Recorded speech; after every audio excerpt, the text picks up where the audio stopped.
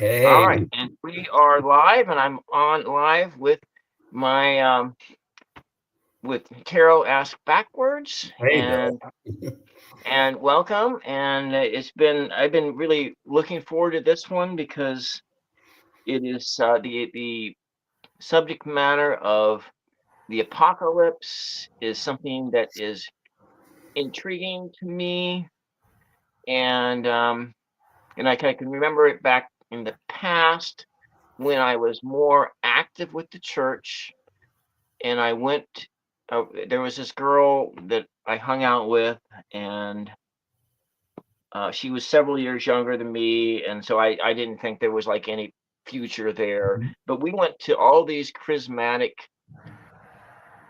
Catholic charismatic prayer groups together, and when we were there were these rivers and currents of energy that was whipping around in them, and they were like these prophetic things and vision people having visions of doomsday and all that kind of stuff. And that was like something that Were like they because I've shared? always Were kind of they felt. shared visions, Bill? Like, were they shared? I Like don't think they among were the same shared. congregants, or yeah? I don't know, but I don't really remember that, but I just remember seeing in my mind's eye this twisting river of fire, that like fiery like energy that was just whipping around the room, and lighting on different peoples, and that was something that I had seen. And then things that I seen, like when I went to like a potter's house.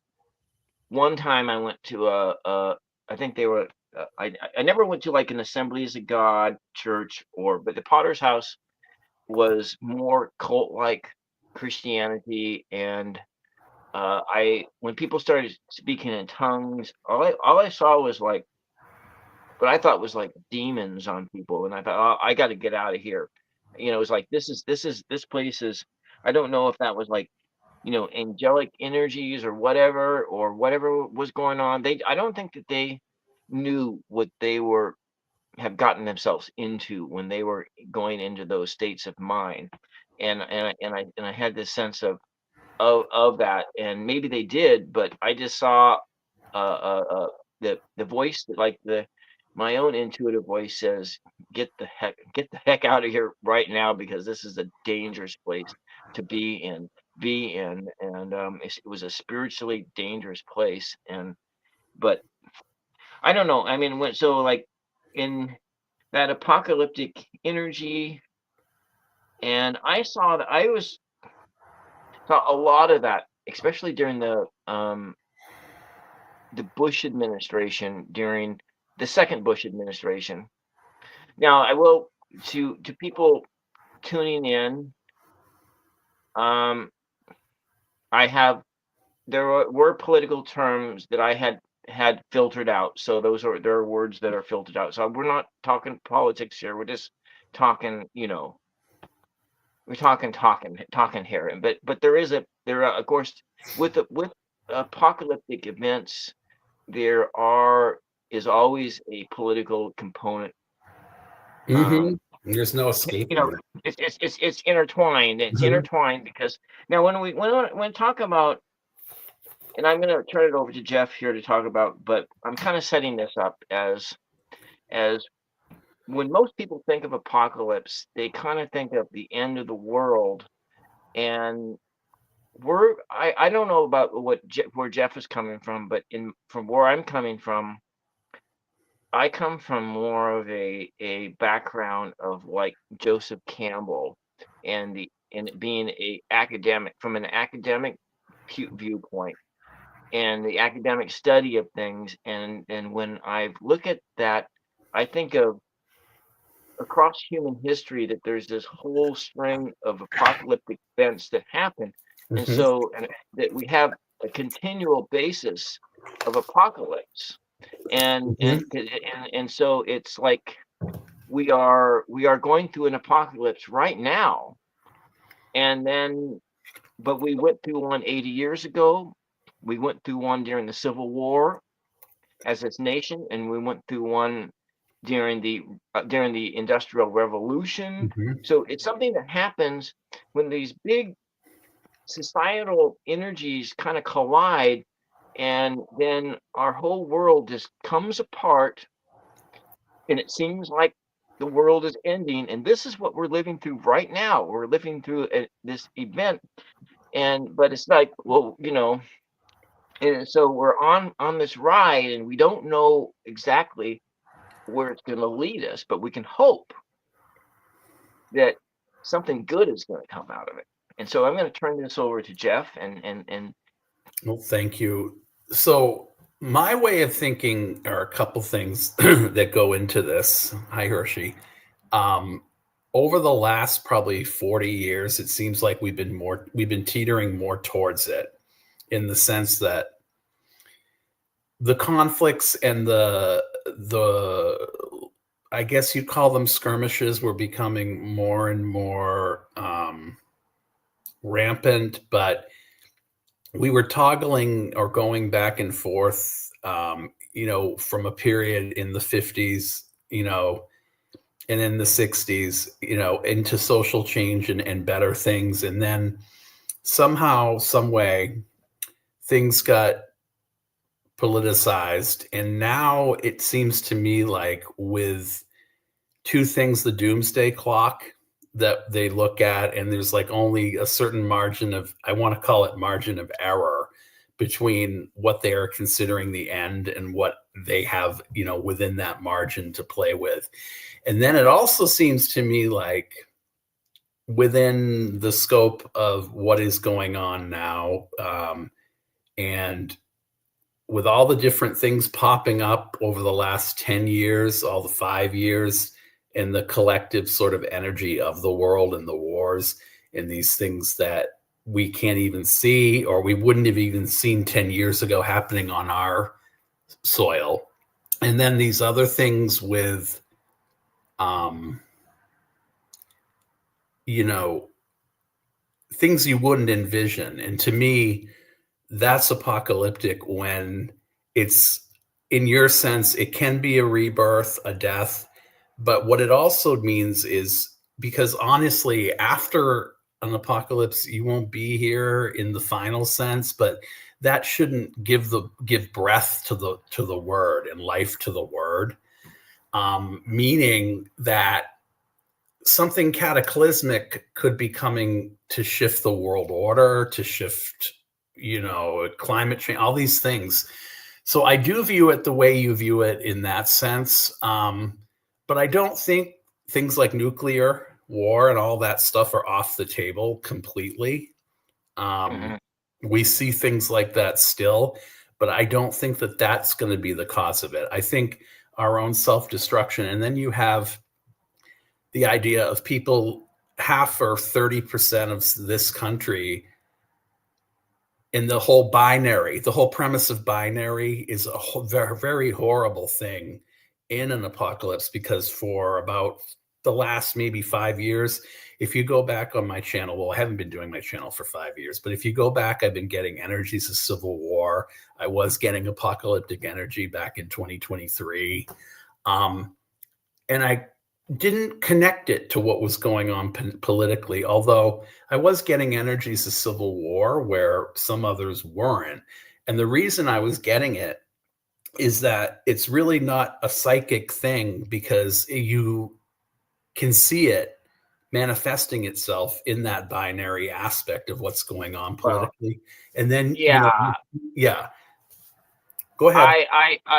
when I in 2000, well, so okay, I'm not gonna go. Okay, And I just we're saw gonna we're just 911 again. we're just going there. We're gonna go there, Okay. and to a certain degree. And I uh I I left the parties. I left the parties in Bill Clinton's first term, and so I went after that. I started voting third party, and then up until 2016.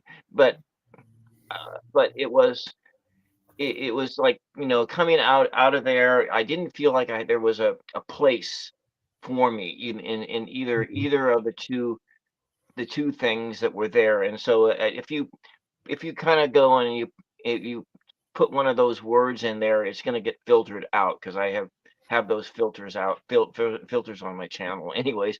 But, but I don't know. But anyways, maybe it's different with because we're going through StreamYard. But it's but during that after like 9/11, going all the way up, I was having I was kind of fell down into talk radio, AM talk radio, and being on the job. And this, before this is all before social media and everything else. And that spirit of Civil War has been fomenting coming out of AM talk radio for 20 years. And so it's not and so you don't have to be a psychic to see it because they've been talking about it and talking about it and talking about it for since even before 9/11, but they've been talking about it since Rush Limbaugh came on the scene, or some of these other people that come on here, and so yeah. And so how do you put oh yeah, is that how you should put the comments on? Okay. Yeah, anyways. And I so this stuff has been in there, and so you're right, you don't really need to see it, but it doesn't necessarily mean that it's going to happen, because you look at how many people actually have the will to get off the couch and turn off the TV and to actually engage with their neighbor who's in a different sort of an orientation politically. You know what I'm saying? Yeah, Because to me, it feels like, getting back to the whole binary thing, the two-party system, it doesn't help to foster the type of environment that we can get out from under the sensation of where we're headed. Because to me, you've got a third of the country or whatever and there's no objective truth anymore. Not that truth is ever really objective. I mean, there's subjective reality, but that's a thing for a different discussion. But you can fashion your own reality based on a cultish belief. And I kind of feel like there is that element, but then there's the element of the blue and the red. And I kind of feel like, someone's done a good job of putting politics to almost giving personality to politics. Like, in other words, this is what it means to be red and this is what it means to be blue. And if you're not doing it this way, shame on you. And it's almost like that that war has been preordained or won. And I feel like there are layers upon layers of things. You've got that ingredient right there, which is incendiary.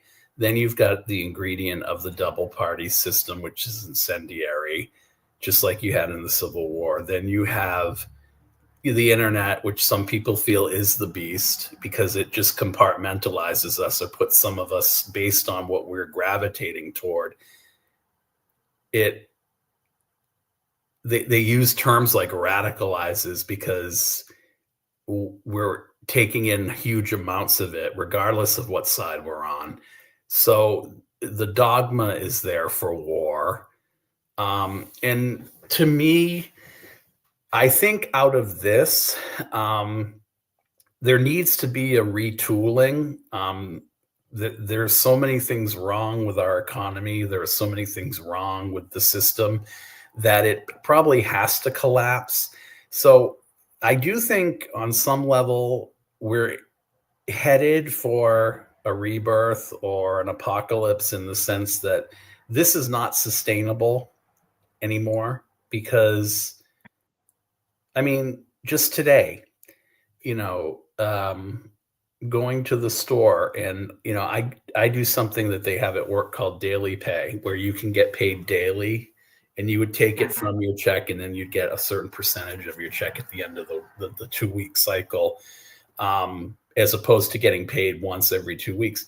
Just the cost of food is ridiculous. 20 years ago, it may have been possible to live with someone, and now, as much as you try to keep up, it's not sustainable. So I think in so many ways, I don't think that if someone were to let it go on this way, I think we've been headed in this direction. And I feel like there is that component of evangelicalism that wants this, um, on the Well, literal yeah. level. So it works on both bends in both ways. And it's scary because in one way, it kind of gives you incentive to fight back if you want to, because all of you is on the line potentially, and there's nothing you can do about it. We all have, we don't know when we're going to go, but Mhm. what that also does is it increases a lot of people's "I've got nothing left to lose" mentality. And these sorts of polarizing things that are going on in the world, or when things are said to incite violence or create that atmosphere, make it so much more palatable and so much more of a societal norm to be involved in these polemics, where this sort of stuff could, fester and then just go, so it may just be a civil war. I was getting energies of war, so But let's say okay. we take a look at we're going to take a look at, because like we're going to come back in 2 weeks and visit this, because this is a huge topic, and or maybe if it's like but Star Trek, the original series, there was a planet that they visited. This is the name of the episode was A Taste of Armageddon. And where there was a war that was going on between two different planets, but it was all in computers. And then of course in the show, if the we're under attack now, there's these bombs going off, and then they're looking around, where the hell's the bombs at? We don't see any bombs. Oh yeah, but it's right over there. It's the bombs. You can see it. And so we got hit, so we got to go report to these incinerators down the street. Oh my god. It was, and that was that episode. Well, of course, Captain Kirk and Mr. Spock, and they didn't like that. And they said, well, you know what? You need to solve these issues and go to actual hot war. And then they kind of destroyed the computers, so that computer war, because had gone on for hundreds of years. And so but I think that maybe this civil war that you talk about, it may be actually going on right now, Mhm. and it's going on social media. It's going on and it's going on in such a way that people are still sitting on the couch watching TV. Yeah. They're Yeah. watching TV. They're watching their whatever shows they're watching, and where all of this energy is getting pumped into is like what I don't allow things like Fox News on in my house, and things, and any more any of that energy I do not allow to come into my, and so if I like well balanced news. I was, Mhm. like News Hour. That's like, it. So it's like in my policy is that is the more monotone that newsreader's voice is. If I feel like I'm getting angry after listening to this newsreader person, then I chuck them out the door. So if it's like I'm want to know what's going on in the United States right now, well, it's Heather Cox Richardson, Mhm. or Mhm. it's some of these other voices when it comes to social media, Tom and so Hartman, or yeah, well, yeah, Tom Hartman's kind of inflammatory. he's very inflammatory. I watch him though, but he's a Well, baiter. He's a baiter too. He likes yeah, to bait. Yeah, but he's a smart man. Yeah, and I don't think he's off in some of his assessments, which are apocalyptic in some senses. And yeah, I don't think he's off, but he is a shit stirrer. He yeah, is. yeah, yeah. And so and so in that sense, my mother likes him, and so I have I to love him. I Yeah. turn it on, and yeah, I've read a few of his books too. But like I say, because in wanting to maintain a peaceful environment, I tend to shut those voices out. But I don't really want to. But at the same time, I don't want to live in an information silo. Yeah, and that's You know. kind of where we are though now. And I feel like we're going to be forced into this reality too, where, and I've said this before, where up is down, yes is no, and where wrong is right and right is wrong. I said that because that is the upending of things. And that is, I think, a scary thing. That is an apocalyptic ideal, because everything biblical that you're taught to believe that is good is being rationalized, but to use the Bible's being used against itself in a way because it's been Mhm. bastardized. So, getting back to your point, I kind of feel like we have been siloed, and whether or not we've been playing into it or whether or not we are agnostic politically, I think that we may be forced into a situation where if one half of us are being chased because we're characterized as one thing, then we're going to have to mobilize and do something reactionary against it. And I feel like that's what we're being set up for right now. We're being gaslit for that.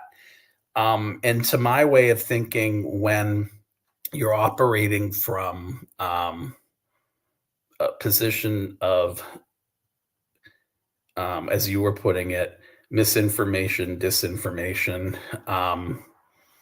and there's a greater degree of misinformation among a certain group that is galvanized to do these sorts of things. Um, it it it kind of it kind of puts you in a different frame of mind every day. Mhm. Where you kind of just want to put the covers over your head and just go back to bed. And of course, we were talking about this, backstage too. I'm at the point where I want to share stuff with people because I'm so horrified by it. So I bomb them on my community page. I'm like, you know what? That is the wrong thing to do, but I can't help myself. And then so I'll Mm. turn off my community page before I go to bed, Bill, Well, and then good turn it back comment. up. Yeah. And so as a countering to you, what I put on my community page is a lot of times links to show like, oh, my favorite Saturday Night Live clip, which was like Jingleheimer Junction, and Hmm. Hmm. or some comedy things, and then very rarely I put something really serious on there, and essentially because like I've said, I've tried to not go down the the party. I don't really want to that Hmm. those things, but I'm not like it's still because it's a topic that's is important because that was the type of household I grew up in, and you grew up in that kind of a household, but yeah, I don't know that I think that. But see, even the biblical apocalypse was not like was misunderstood because Hmm. the biblical apocalypse came and it went, and most. But the thing is that it was that whole you're looking at a lot of different things that were going on in there. They're all conflated together. You had Hmm. what happened in the book of Apocalypse, and it goes through this thing, and then what happens at the end of it, and well, you can look at it and say, is that happened, or was that book written for one's individual spiritual journey. And if it was written for that, then you're looking at this is advanced spiritual knowledge, which is what it's teaching. But when you give it to kids, it scares them to death.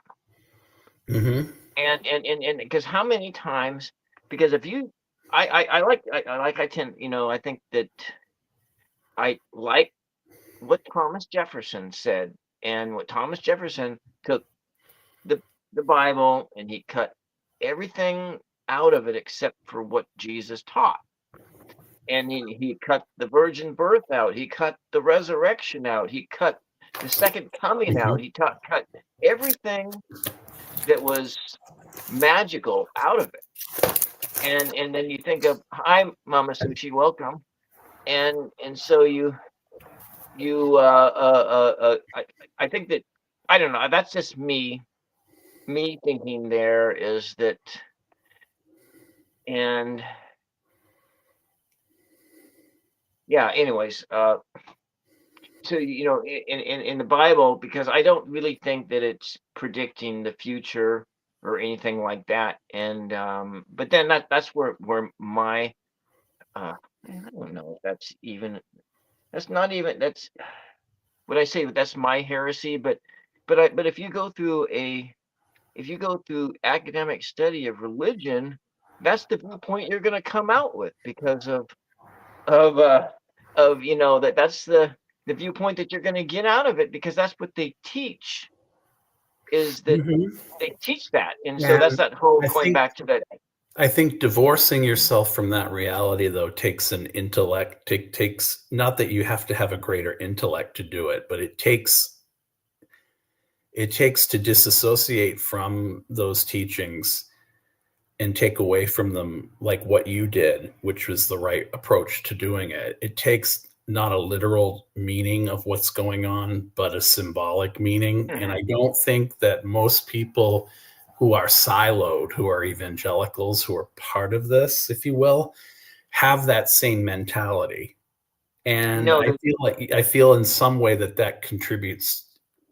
I don't want to call it a problem if what's going to come out on the other side is good, but it contributes to the fear factor, because you have all these different people with different agenda. There could be Nazi, there could be evangelicals, there could be oligarchs, there could be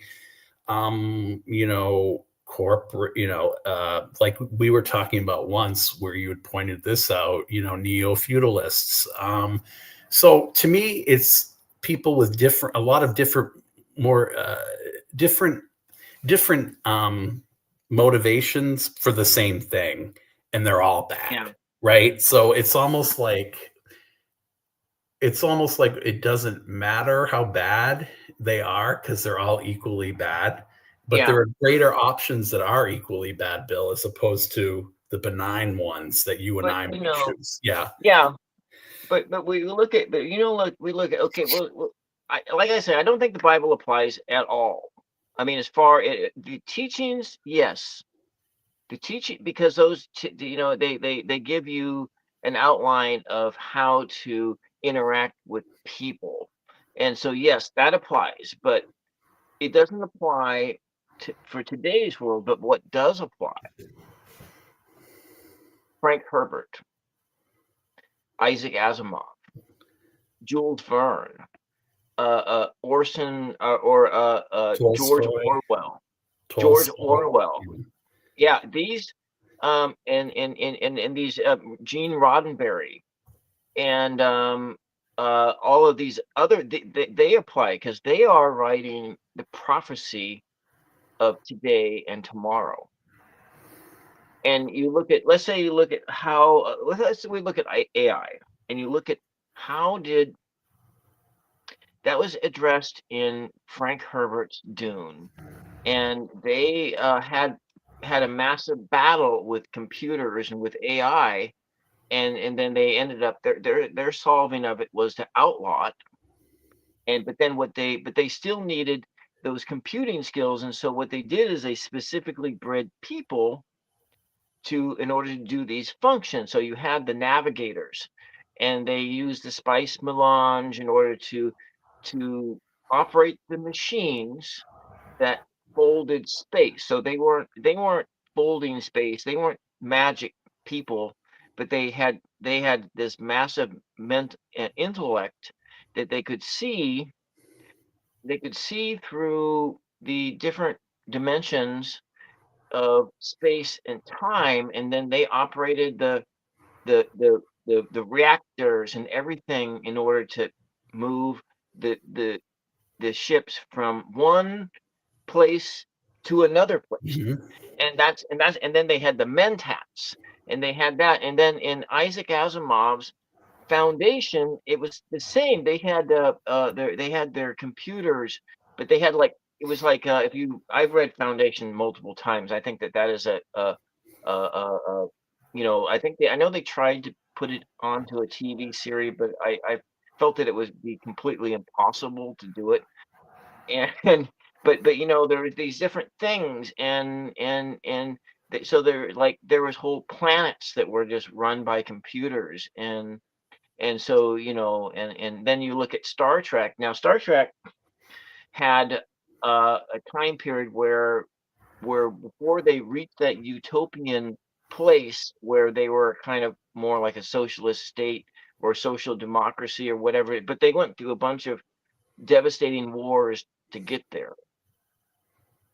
They went through some massive of world-ending events. And so you kind of see that when they did that one movie where they went back. I think it was with the Borg, and they went and met with the father of Mhm. the warp drive, and that was just they were just coming out of a massive nuclear war issue, or maybe it wasn't a massive, but it was, whatever. And so you're looking at these things and these world-ending things, and yes, and you say the doomsday clock, and the doomsday clock is a world-ending. It's, when you think of like nuclear war, but that would be a world-ending thing. But the other things that are world-ending would be a rock that came in and slammed into the earth. Well, that would end The it. world ending. Yeah, and if a super volcano went off, that would end it. Those are the things that, if you look, let's say you look at what Jesus's words were, is that no one knows the hour or the day when the end will come. And so there's no point in trying to think about it. There's no point thinking about it.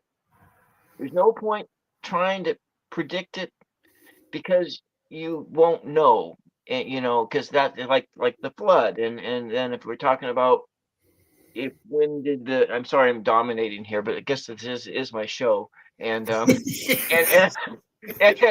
and you look at where I think that the flood narrative came from, being that the flood, because it was predominant.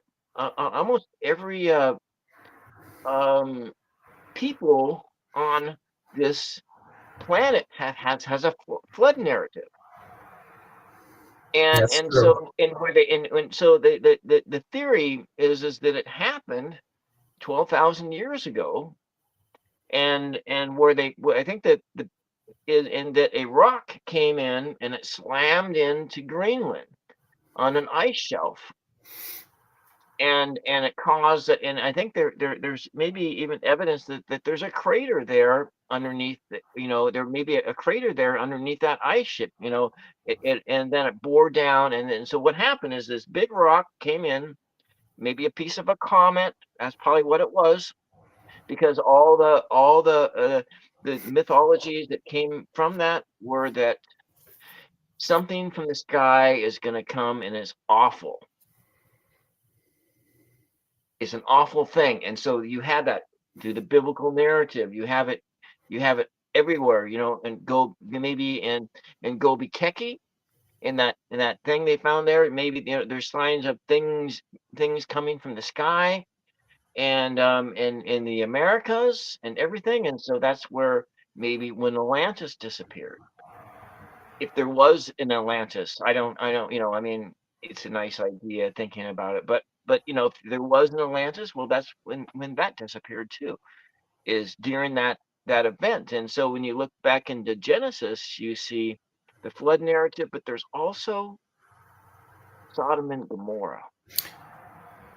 And Sodom and Gomorrah was destroyed by fire and brimstone. And so what is also in this theory is that this rock came in, slammed into an ice sheet, but also it triggered, not only was there flooding, but it also triggered volcanic activity.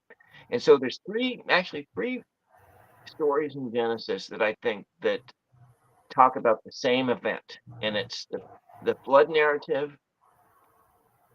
Sodom and Gomorrah, and the Tower of Babel. And what's interesting about all those is they do, in some level, represent some sort of elemental rebirth, mm-hmm. in the sense that each of them is, and they're represented sort of in the tarot and in other ways too, given the earth energy, the fire energy, all those things. And there's a compelling argument for that there was never an end, and there was never, the beginning in the strictest sense of what a beginning would be. Mm-hmm. So and if that's biblical, then there is such a thing though as biblical prophecy, right? That is, but it's not remembered as biblical prophecy because it's talking about creation stories. Right.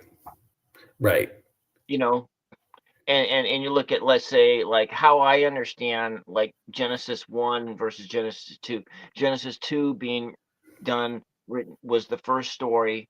Genesis 1 came later because it's all regular and everything. And so that, to me, that represents the birth of the temple cult of and maybe the birth of monotheism, Mm-hmm. but maybe not, but monotheism took like maybe like 2,000-3,000 years for it to evolve to get to that point.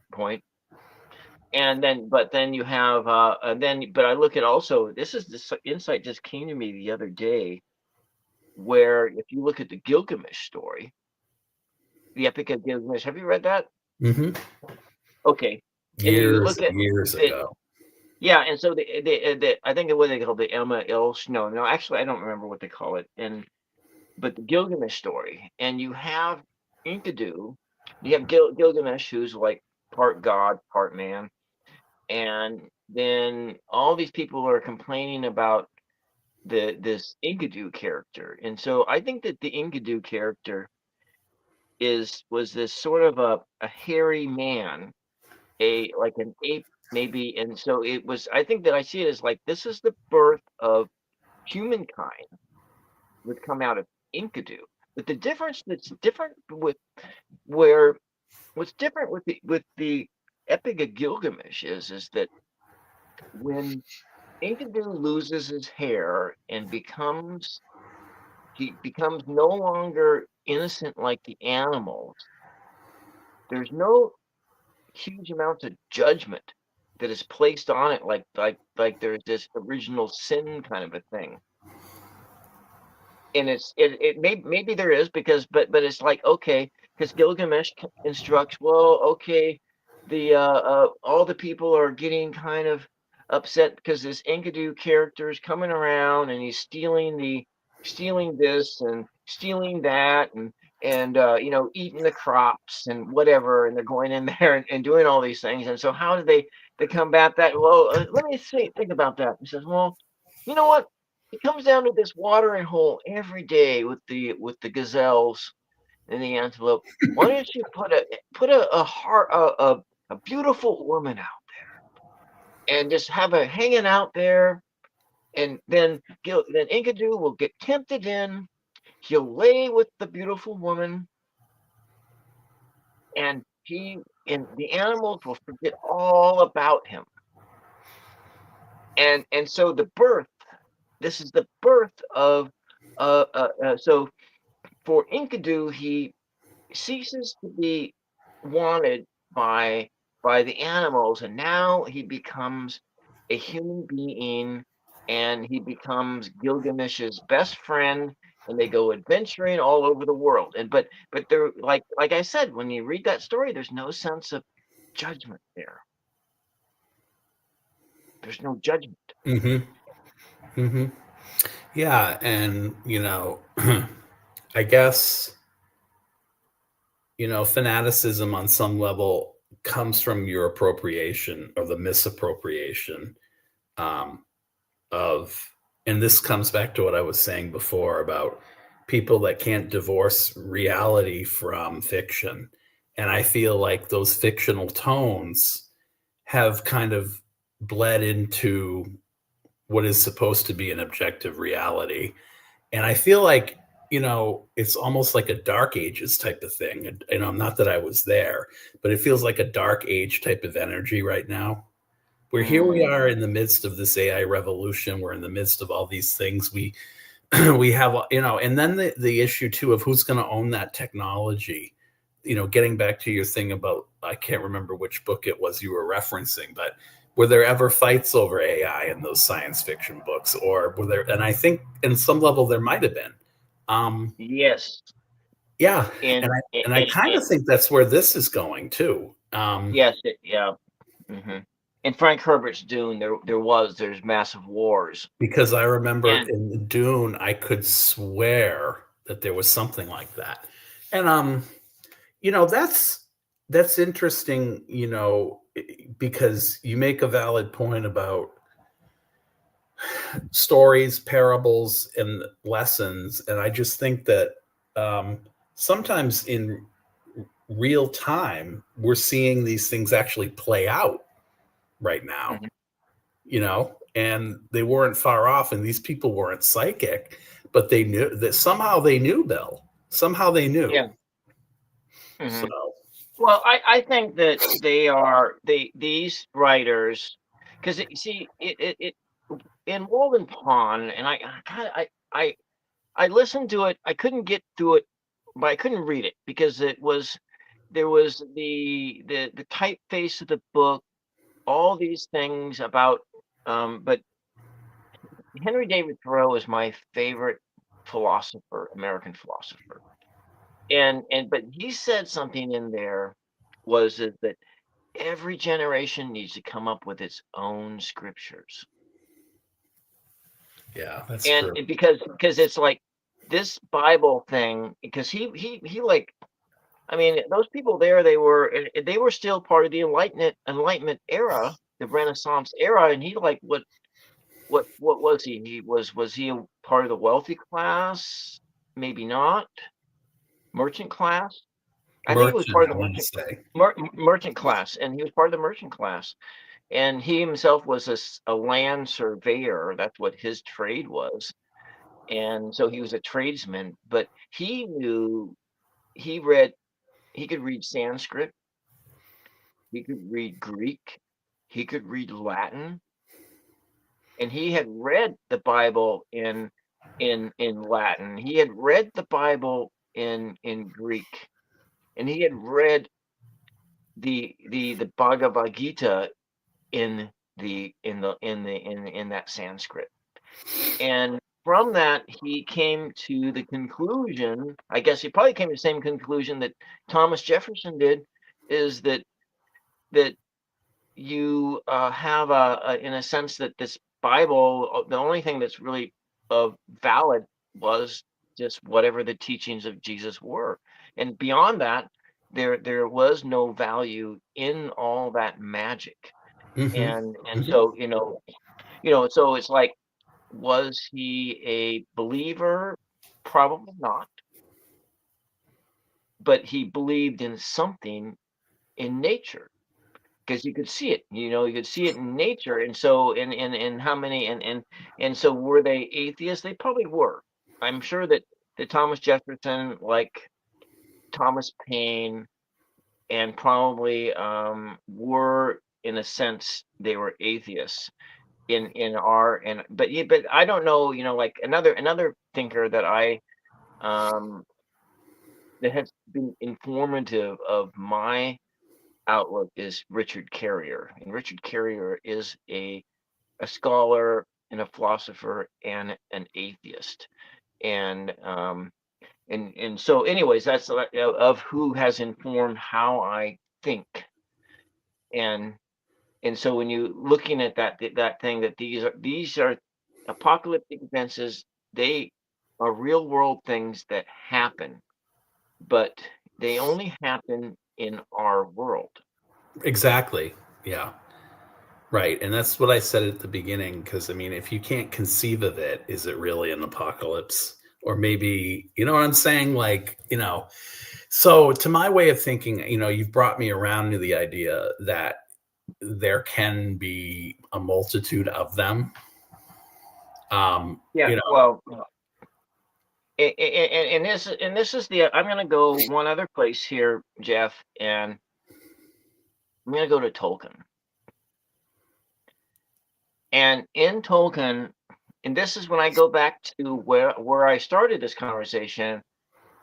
When you look into those energies, it's kind of like looking into those planetary stones. I think that's what, that planetary stones, Mhm.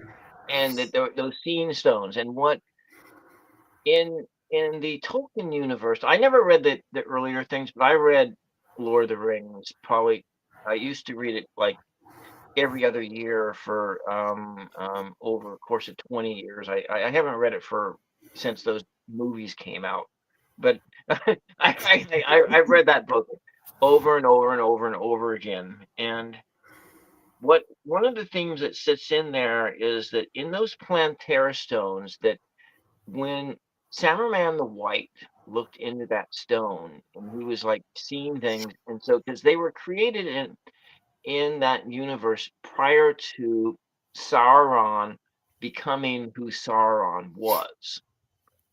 And Sauron was like a being, like the elves and all these beings. They were forever beings. Mhm. And Saruman the White found one of these plantar stones, and he started looking into it. But what he found when he was looking into it, he found the Eye of Sauron. And so the rings of power, when they were forged, there were these other rings that when they were forged, they were not corrupting. They gave you powers, but when Sauron came into this energy of Sauron, all those rings, all these stones became corrupting. And so maybe I don't know if I'm where I'm going with this, but it's that when we look, I think when we look, this is just me. I'm my opinion is that when we look into these energies, these energies show us what we want to see in some sense. And I don't, and so and when you're looking for, and so like you go to these charismatic prayer meetings, and many of those charismatics and the Pentecostals, they're looking for the It's a second form of coming. form of projection, you think? Yeah, I think it Yeah. is. Yeah, a bit of projection. And so when I was in that world, I was looking into those energies all the time, and I was always seeing endings, and I was seeing this, and but also what was in there was all this fear, and it was wrapped up in there. And and if you look at, let's say we're just going to go back into biblical instructions, and the thing that is repeated over and over and over again is, do not be afraid. And it's almost as if Mhm. if you're rooted in fear, then you're going to get all kinds of dark energies that Yeah. surround the fear, and it's going to kind of show you what you want. And and um and so so maybe when I look into what's going on in these events, I'm not seeing endings. I'm seeing. Are you seeing a I'm collapse? No, I don't think so. Like a I think this. slow rolling collapse? No, I huh? think I. Okay.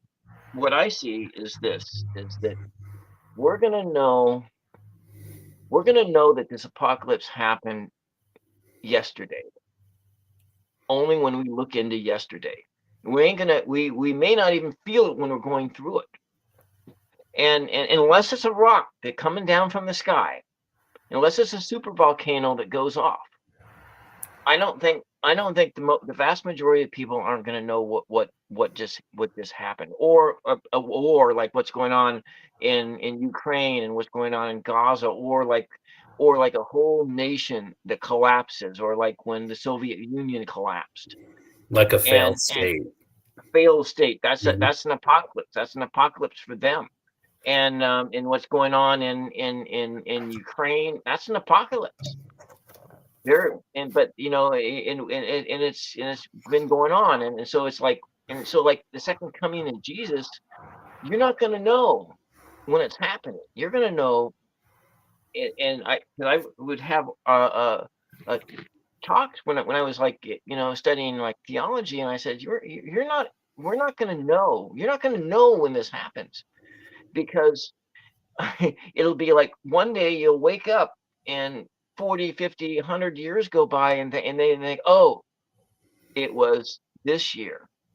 And this is when all of this Christ consciousness energy started flooding into the world. And there was a change. But then, well, the wars haven't stopped. No, the wars aren't going to stop.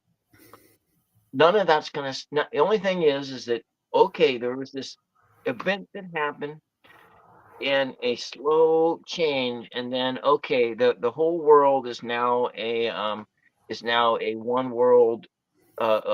We're a planetary species now, and Mhm. now we are we're on Mars, we're on Jupiter, and or we come up with something, and oh, we are doing faster than light space travel. We are now going beyond the solar system. And I think that is that you would be looking at, oh, this is, and that's when it happened, this one thing, but there was all this life and all this stuff that happened in between, and in the vast majority of the people, their lives just roll on like nothing happened. Hmm.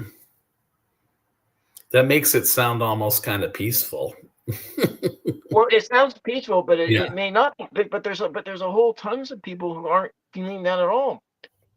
And it's like, right, what's going on in our country now? There's lots of people there, and then we look. You think of this, just the strife of going to the grocery store, and not having enough, to get by on, or Mhm. you have to wait in a food line because you're going to a food bank, or you have to change your entire life, and you can't live alone.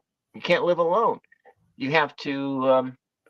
You have to go and live in a, yes, I that you have to that you have to live in a multi-generational household. That's the only way that And that happens a it, lot now. and you have to live with other people, because, and that's the way you game the system. You go look, what do they do in the Philippines? What do they do in Asia? What do they do and what did they do in this country prior to the New Deal? That's exactly what they did. You had multi generations of people living together, but a lot of times, it's either the family you were born with, or it's the family you create for yourselves. And in order to survive this, we have to come together. And so, like, for instance, I don't want my neighbors knowing what my political viewpoints are, because I live in a rural area, and we need each other. We don't need to know be we don't need to be in a place where, yeah, and we don't live in a place. We don't live in I don't live in a place where I want people to know what my religion is. I don't want them to know what my spiritual beliefs are. I don't want them to know what my religion, my political affiliations are, or lack of, or whatever. Because Hmm. if there's any kind of like a disaster, you need you need each other in order to survive. And you wouldn't want to know theirs either, right? Well, yeah, that's right. And I don't really want to know theirs. And then I don't want them to know what I'm doing with myself. It's like I don't want them to know that, there's only one neighbor that knows that I read cards. And or you go to a church or whatever for fellowship or whatnot. You don't want them asking you any questions. Hmm. So you're not going to go to that church where they're going to ask you questions. So you're going to Yeah. because you go to a Catholic church and people rarely ever ask you questions, and if you go to a some of the mainline churches, they assume, okay, well, you're just one of us, and so as long as they don't ask you any questions, it's fine. Yeah. Yeah. And Yeah, that's the way it should be. So if you yeah, can find that in this sort of world that we're in right now, that's you know that's important because I think we're going to need mhm, that. yeah. Yeah. Well, probably that yeah, yeah. I don't know that I think that AI is going to be really devastating to our society, and it's going to be on the level of a rock that comes down from space and hits the earth. But it may not necessarily have to be that way. But Or we might, well, I mean, the thing with that is, and then there's the other implication too, like there's the like then when there was the com bubble, this AI bubble is what's in some people's minds holding this economy together right now. So if we've overestimated it, which I don't think we have, I think we've underestimated it. And if it almost becomes sentient in some way, you know, well, if it becomes sentient, then there will be a open soul for whole groups of souls to come in and and um and inhabit it, and then the AI will become possessed. a different species altogether, and in a sense that then those doomsday scenarios of that I've seen, I don't think they will come to pass. I think that it'll be just like a Y2K. It'll be like Wow. Okay. that's what my thoughts are on as far. But where the devastating thing of AI is going to be is the over reliance upon it, and where we need to go as a people is we need to go back into a situation where in our schools no phones are allowed and no computers are allowed, and you got to teach people how to think for themselves, and because the over what where we'll end up in these dark ages is that with budget collapses and everything in the states, you'll end up having these AI tutors teaching your kids how to, Yep. yeah, yeah. Anyways, and then what Mama Sushi says is, who says Where where we we should should go go though. to? Yeah. Hmm. Wow. I didn't think that I was going to Wow. be so passionate about this, but yeah.